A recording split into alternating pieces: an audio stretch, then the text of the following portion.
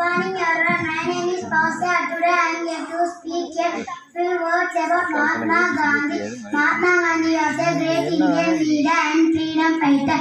He was born on October 2, 1869 at Porbandar in Gujarat. He played a great and unforgettable role in the India. He led many movements like the Dandi March, the Quit India, the movement, the non-cooperation movement, etc. He was a great follower of truth and non-violence.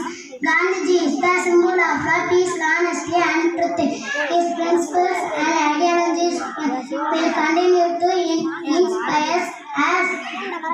Futures